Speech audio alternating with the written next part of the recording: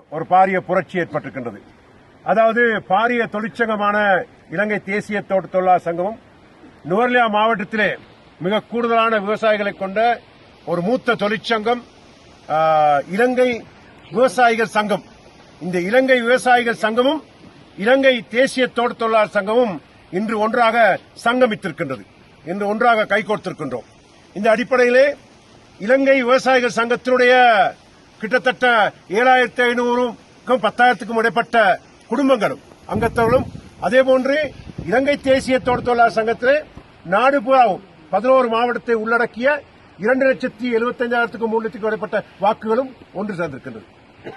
ஆகவே இதிலே ஒரு பாரிய புரட்சி, ஒரு முடிவு செய்யக்கூடிய ஒரு கூட்டமைப்பாக இந்த கூட்டமைப்பு இயங்குவதற்கு இன்று தீர்மானித்திருக்கின்றோம். ஆகவே அந்த இலங்கை விவசாயிகள் சங்கத்தினுடைய பொதுச் செயலாளர் திரு மாதவன் சுரேஷ் அவர்கள் இன்று இலங்கை தேசிய தொழிலாளர் சங்கத்திலே அவர்களுடைய முக்கியஸ்தர்கள் உயர் சங்க உறுப்பினர்களோடு வந்து இணைந்திருக்கின்றார்கள். ஆகவே நாங்கள் இரு சங்கங்களும் இணைந்து செயற்படுவதாக இன்று ஒன்றாக நாங்கள் தீர்மானித்திருக்கின்றோம். இது அரசியல் தொழிற்சங்கம் இரண்டிற்கும், தொழிற்சங்க ரீதியிலும் கூட ஒட்டுமொத்த மலையத்திற்கும் நாங்கள் எவ்வாறு தலைமைத்துவம் வழங்குவது, எவ்வாறு எங்கள் சமூகத்துக்கு செய்வது என்பது சம்பந்தமாகவும், அதேபோன்று அரசியல் ரீதியிலே எதிர்காலத்திலே எங்களுடைய பேரம் பேசும் சக்தியை எவ்வாறு உருவாக்கிக் கொள்வது, எவ்வாறு ஜனாதிபதி தேர்தலுக்கு முன்கொடுப்பது, எவ்வாறு மாகாண சபை தேர்தலுக்கு முன்கொடுப்பது, எவ்வாறு பாராளுமன்ற தேர்தலுக்கு முன்கொடுப்பது, எவ்வாறு பிரதேச சபைகளுக்கு முன்கொடுப்பது என்ற ஒரு வேலை திட்டத்தை நாங்கள் இன்று ஆரம்ப கட்ட நடவடிக்கையாக மேற்கொண்டிருக்கின்றோம்.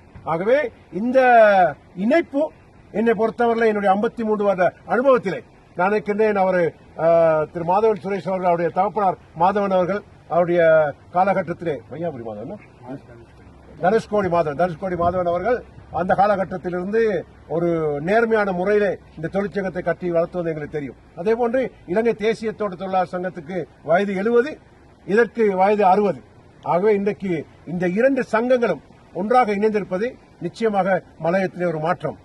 அந்த மாற்றம் இந்த மலைய இளைஞர்களை கொண்டு தலைமைத்துவம் வழங்கக்கூடிய ஒரு மாற்றமாக அமையும் என்பதிலே எந்த ஐயமும் இல்லை. ஆகவே பொறுத்திருந்து பாருங்கள், எங்களுடைய நடவடிக்கைகளை நாங்கள் மேற்கொள்வோம்.